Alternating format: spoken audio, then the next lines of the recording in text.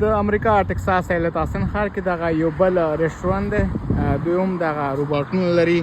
د دغې روباټونو په واسطه د خلکو کورونو ته خوراک کاږي.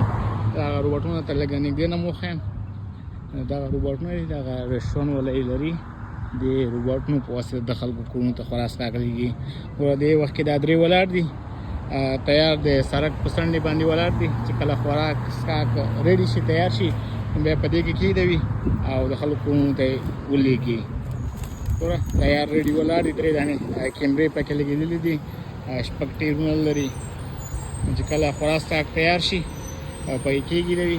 د رستورانت والا دي او تیار ولاړ دي سړک په غاړه چې خوراک څښاک تیار کړي، په یې کېږدي او دا سیده روان شي د خلکو کورونو ته وړي.